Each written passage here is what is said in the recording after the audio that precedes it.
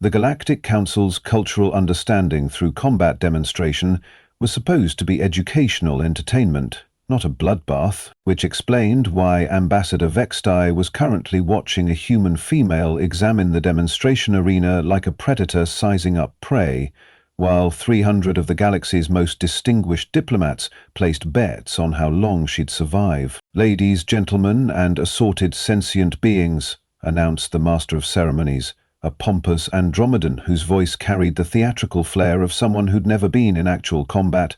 "Today we witness a fascinating comparison between primitive and civilized warfare techniques. In the arena below, Captain Riley Matthews stood barefoot on the polished metal floor, wearing nothing but standard-issue grey fatigues and an expression that suggested she was mentally cataloguing every possible weapon in a room supposedly designed to contain none. While human subject represents the barbaric combat methods of pre-spaceflight civilizations, the announcer continued. Observe her primitive posture, her reliance on physical prowess rather than technological superiority. Riley stretched her shoulders and tested her footing on the arena surface. To the watching aliens, it looked like nervous fidgeting. To anyone who'd actually studied human behavior, it looked like a professional athlete preparing for competition. In contrast, the announcer gestured to the opposite end of the arena, we present Commander Zethkal of the Zelkari Empire, representing the pinnacle of modern military science. The Zelkari commander stood 7 feet tall in gleaming power armor that could probably survive a direct hit from a starship's primary weapons. His helmet's targeting system painted Riley with no fewer than 17 different threat assessment markers, all of which classified her as minimal risk. The betting pool immediately shifted heavily in the commander's favor. The demonstration will showcase the inevitable triumph of advanced technology over primitive aggression, the announcer explained. Our human subject has been equipped with traditional Earth weapons to ensure authenticity. A service robot wheeled into the arena carrying what appeared to be a collection of medieval torture implements. Riley walked over and examined the selection with the kind of professional interest that made several diplomats suddenly remember urgent business elsewhere. "Fascinating," she said, her voice carrying clearly through the arena's amplification system. "You've got some nice pieces here." She picked up what the aliens had labeled a primitive impact weapon, but what any human would recognize as a war hammer. The weight distribution was perfect, the grip worn smooth by countless hands, the striking surface designed for maximum trauma delivery. "This is actually a beautiful reproduction," Riley continued, hefting the weapon with casual expertise. 15th century English design, if I'm not mistaken. Someone did their homework. The watching diplomats began to shift uncomfortably. Their primitive savage was discussing medieval weaponry with the tone of a museum curator. Riley set down the hammer and picked up a length of sharpened hardwood that the display labeled as a crude spear. She tested the balance, examined the point, and nodded approvingly. "Nice work on the fire hardening," she said, "though I have to ask, are we doing historical demonstration or actual combat? Because the safety protocols are going to be very different." The Master of Ceremonies looked confused. "I beg your pardon? Well, if this is just for show, I can pull my strikes, make it look good without actually hurting anyone, but if we're doing real combat—" Riley's smile was the kind that made survival instincts start screaming. "I should probably mention that I'm not actually a historian." Commander Zeftkal activated his armor's external speakers. "Human, you will be given the opportunity to surrender when you realize the futility of primitive weapons against superior technology." Riley looked up at the 7-foot armored figure and tilted her head thoughtfully. "That's really considerate of you. What's your armor rated for?" "Excuse me? Impact resistance. What kind of force can it absorb before catastrophic failure?" The commander's helmet display ran a quick calculation. "My armor can withstand direct hits from plasma rifles, explosive projectiles, and energy weapons up to Class 7. Riley picked up the spear again. "What about kinetic impact from a lever-assisted puncture weapon delivered by someone who spent 6 years training specifically to kill people in armor?" The arena went very quiet. But that wasn't the shocking part. Commander Zethkal had been briefed extensively on human combat capabilities, which was why he was completely unprepared for what happened next. "The rules of engagement are simple," he announced, his armor's threat assessment system still registering the human as a minimal concern. "This is a controlled demonstration. When you acknowledge defeat, the exercise terminates." Riley nodded thoughtfully. "And what happens if I don't acknowledge defeat?" "The engagement continues until you are incapacitated or surrender." "Define incapacitated." The commander's systems flagged this as an unusual question. Most primitive species begged for mercy at this point. "Unable to continue combat due to injury or exhaustion." "Got it." Riley hefted the spear and began walking slowly around the perimeter of the arena. "And what about you? Same rules apply?" "I am equipped with the finest military technology in the galaxy. The concept of my defeat is irrelevant." "That's what I figured." Riley stopped walking and faced him directly. "So just to be clear, this continues until one of us can't fight anymore?" "Correct." Riley's smile could have powered a small starship. "Outstanding. I haven't had a good workout in weeks." The betting pool suddenly experienced what financial analysts would later describe as catastrophic volatility. Commander Zethkal activated his armor's combat protocols. Threat assessment displays lit up his helmet, tracking Riley's movement, analyzing her stance, calculating optimal strike patterns. His armor's AI ran through 17 different scenarios, all of which ended with the human surrendering within minutes. What it didn't calculate was that Riley Matthews held 3 different black belts, had spent 2 tours as a combat engineer in the most hostile environments humanity had discovered, and possessed the kind of practical combat experience that came from fighting for survival rather than sport. "Begin demonstration," the master of ceremonies announced. Zethkal raised his plasma rifle and painted Riley with a targeting laser. "Surrender now, human, and this will be quick." Riley shifted her grip on the spear and dropped into a combat stance that would have been familiar to any medieval knight. "You know what your problem is? Enlighten me." "You're thinking like a civilized being." Riley's eyes locked onto his with the focused intensity of a predator selecting its prey. "I'm thinking like a human." The commander's targeting system identified 17 optimal firing solutions.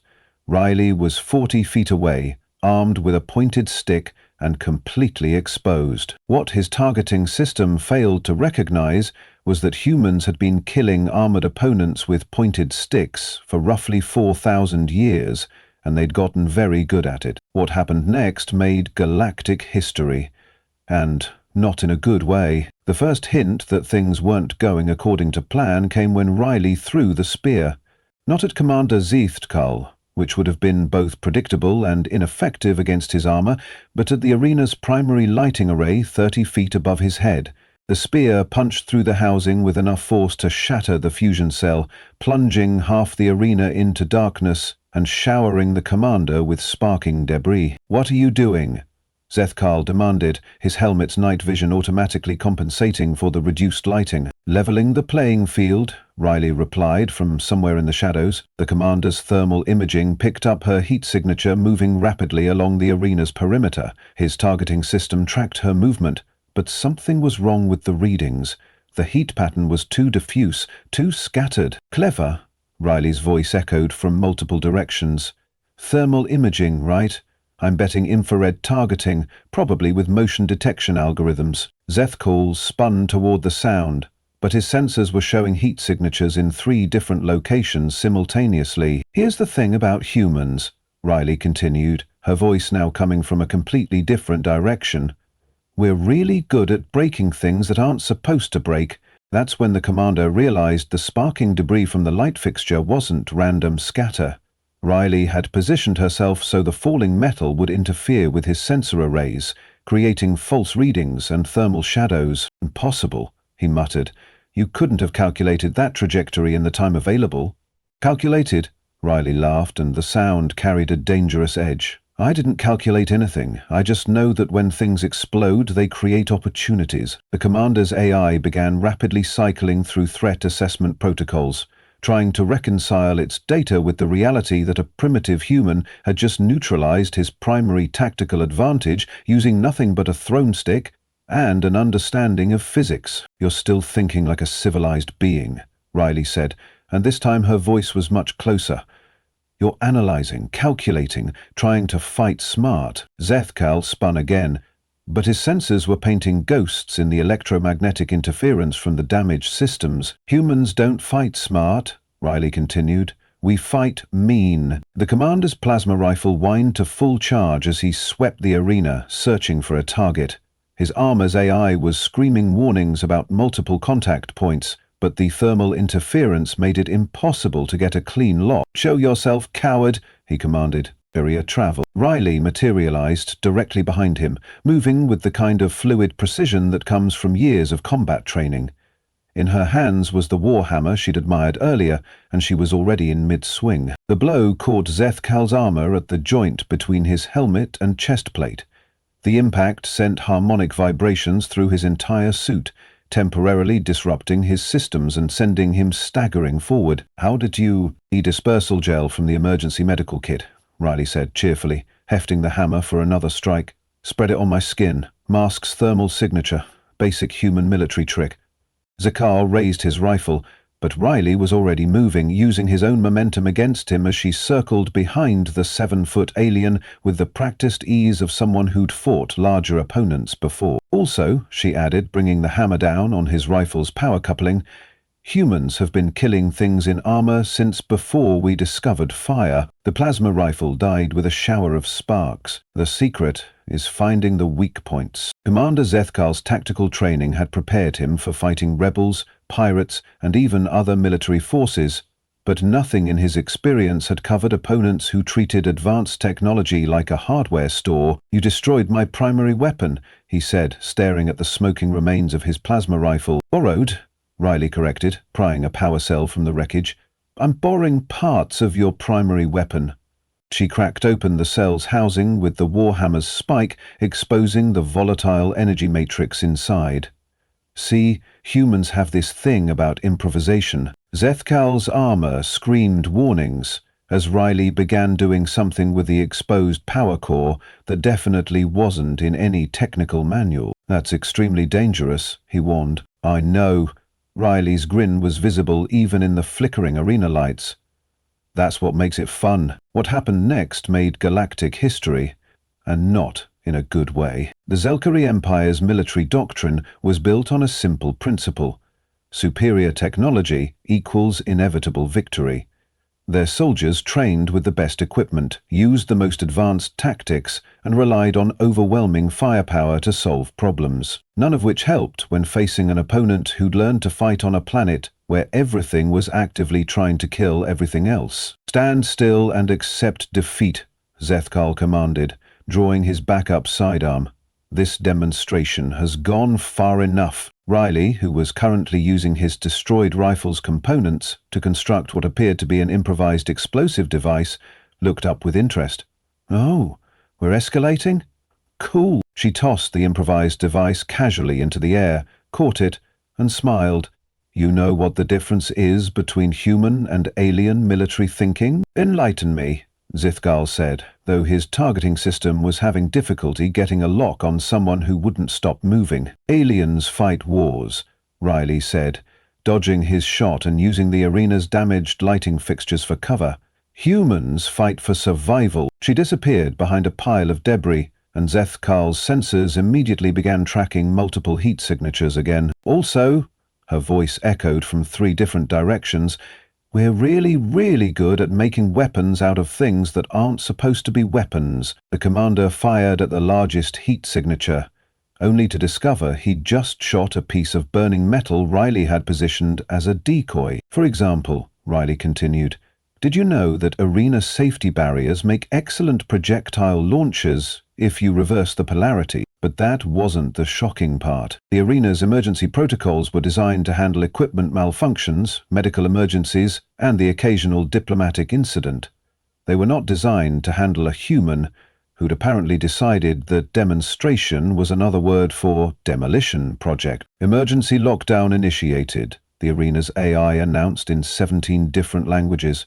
"All participants please remain calm while safety systems activate." Force barriers erupted around the combat area, designed to contain any damage and protect the watching diplomats. The barriers hummed with enough energy to stop a direct hit from a starship's weapons. Riley examined the barriers with professional interest. Wow, these are nice. Quantum field generators? The containment fields are impenetrable, Zethgal said with satisfaction. Now you're trapped with me. That's one way to look at it, Riley agreed, though I think you might have it backwards. She pulled out the improvised device she'd constructed from his rifle components and held it up to the light. The power cell's energy matrix was now wired to what appeared to be a timing mechanism cobbled together from arena equipment.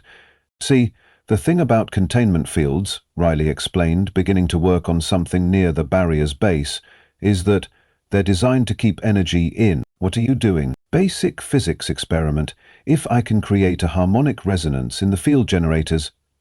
Riley attached her device to what looked like a maintenance panel. Well, let's find out what happens when an unstoppable force meets an immovable object. The device began to emit a high-pitched whine that made the barrier flicker. That's impossible, Zethkal said, though his armor's sensors were detecting dangerous energy fluctuations. Those fields can't be breached by primitive technology. You're right, Riley said, stepping back to admire her work. Good thing I'm not using primitive technology. I'm using your technology, just in ways you never thought of. The barriers began to pulse with irregular rhythms as Riley's improvised resonance generator found the frequency that made the quantum fields unstable. 20 seconds, Riley announced cheerfully. 20 seconds until what? Until we find out if the arena's structural integrity is better than its containment system. The watching diplomats began to look nervous as the barriers started to emit sounds that definitely weren't supposed to be part of their normal operation. This is madness, Zethkar said. This is human, Riley corrected. We don't fight fair, we don't fight clean, and we definitely don't fight by other people's rules. The resonance generator hit critical frequency. Also, Riley added, diving for cover behind a piece of debris, you might want to duck.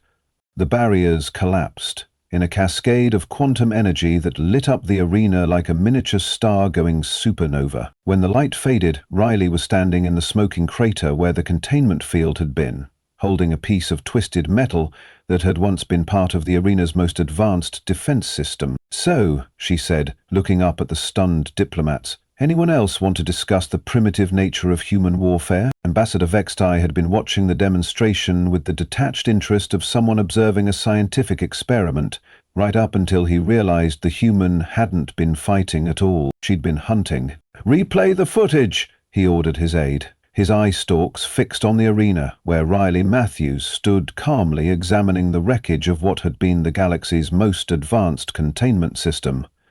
From the beginning, the holographic display lit up, showing Riley's initial examination of the weapons. But now, watching it again, Vextai could see what he'd missed the first time. She hadn't been selecting weapons, she'd been conducting reconnaissance. Look at her eye movements, he said, his voice tight with dawning comprehension. She's not examining the spear, she's cataloguing the arena's structural supports. On screen, Riley tested the balance of the warhammer while her gaze swept the observation galleries, noting exit points, defensive positions, and sidelines. When she asked about the armor's impact resistance, his aide whispered, she wasn't making conversation. She was gathering intelligence, Vextai finished. Every question, every comment, she's been conducting a tactical assessment this entire time. Around them, other diplomats were reaching the same horrifying conclusion. The human hadn't been participating in their demonstration, she'd been studying them. The thermal dispersal gel, someone said from the Andromedan delegation. She knew exactly where to find it because she'd already mapped the arena's emergency equipment. The lighting array, added a Corvan observer. She calculated that trajectory the moment she walked into the room. Vextai watched the replay as Riley threw the spear with surgical precision, creating exactly the kind of chaos she needed, while positioning herself to exploit the resulting confusion. This wasn't primitive aggression, he said slowly. This was strategy. She's been playing a completely different game from the start. In the arena below, Riley had found something interesting in the wreckage and was examining it with the focused attention of a scientist making a discovery. What is she doing now? The aide asked. Vextai consulted his instruments. Learning, She's reverse engineering our quantum field technology while we watch. The implications hit him like a physical blow. They hadn't captured a primitive warrior for their entertainment. They'd given an apex predator access to their most advanced technology and asked her to figure out how to break it. "Sir," his aide said quietly, "we should probably evacuate the observation galleries." "Yes," Vextai agreed, though he couldn't look away from the human who had just dismantled their understanding of primitive versus advanced. "We should probably do that immediately." But that wasn't the shocking part. The security response team that rappelled into the arena represented the finest military units from 12 different species, armed with equipment designed to handle everything from insurgent uprisings to diplomatic emergencies. What they weren't prepared for was Riley Matthews calmly sitting on a piece of debris, apparently waiting for them. "Took you long enough," she said cheerfully. "I was starting to think you guys didn't take security seriously." Squad leader Korthvan activated his unit's tactical frequency. "All teams, converge on the human. Use non-lethal force only." "Copy that," Riley said, though she was obviously not on their communication channel. "Non-lethal force? I can work with that." The squad leader's helmet display flickered as his communication systems experienced what his tech specialist would later describe as aggressive interference. "How are you monitoring our tactical frequency?" Korthvan demanded. "I'm not monitoring it," Riley replied, holding up a device she'd apparently constructed from arena wreckage and Commander Zethkal's destroyed equipment. "I'm participating in it." The security team's coordinated advance suddenly became a lot less coordinated as their communication systems began receiving contradictory orders in their own voices. "Alpha team, hold position," came the squad leader's voice over the comm. "I didn't give that order," the actual squad leader said. "Bravo team, advance on my signal." His voice continued from the speakers. "That's definitely not me," Korthvan confirmed, though his team was already moving in response to the familiar command tones. Riley stood up and brushed dust off her fatigues. "See, the thing about humans is that we're social hunters. We don't just fight as individuals." She held up her improvised communication device. "We coordinate. We adapt. We learn from each other." "Impossible," Korthvan said. "You're a single operative with primitive equipment." "Actually," Riley said, beginning to move with the kind of fluid grace that made predators so effective, "I'm a human with access to your technology, which means I'm never really alone." The security team's tactical display began showing false contacts as Riley's device fed their systems a steady stream of fabricated data. Team members found themselves responding to orders that seemed to come from their squad leader, but directed them into positions that somehow always left them exposed to Riley's next move. "Also," Riley added, disappearing behind a pile of debris, "humans have been pack hunting since before we discovered agriculture. We're really good at it." The security team, trained to fight as a coordinated unit, suddenly found themselves fighting against their own coordination as Riley turned their tactical systems into weapons against them. "Sir," one of the team members called out, "our communications are completely compromised. She's feeding us false orders and fake intelligence." "Then switch to manual coordination," Korthvan ordered. That's when Riley's laughter echoed through the arena. "Good luck with that. How many of you actually trained to fight without your technology?" The silence that followed was answer enough. What happened next made galactic history, and not in a good way. Commander Zethkal had regained consciousness just in time to watch his worst nightmare unfold in real time. The human wasn't just defeating the security response team, she was teaching them why their technology made them vulnerable instead of strong. "This is impossible," he muttered, watching Riley use the team's own tactical coordination against them. "She's outnumbered 12 to 1. "Technically," Riley said, her voice coming through his armor's speakers with crystal clarity, "I'm outnumbered 12 to 7.8 billion. Zethkal's blood went cold." "What? Every human who ever lived, died, fought and survived is in here with me," Riley explained, her tone conversational despite the chaos around her. 4 billion years of evolution, 10,000 years of warfare. every trick, every technique, every hard-won lesson. She emerged from cover, moving with the kind of fluid lethality that made Zethkal's survival instincts scream warnings his conscious mind couldn't process. "You see, Commander, you made a fundamental error in your threat assessment." Riley disabled 2 security officers using techniques that definitely weren't in any civilized military manual, then disappeared back into the shadows before their teammates could respond. "You thought you were fighting a primitive individual, but humans don't exist as individuals. We're a collective organism with distributed intelligence and 4 billion years of field testing." Zethkal's armor began painting threat warnings everywhere and nowhere, as Riley's presence seemed to fill the entire arena simultaneously. Every human carries the genetic memory of survival.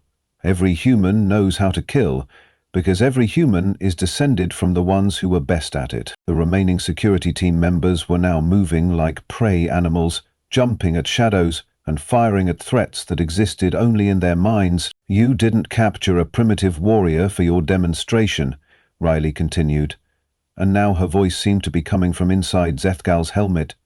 "You invited Earth's apex predator into your home and asked her to show you what she's capable of." Zethkal tried to track her movements, but his sensors were showing impossible readings.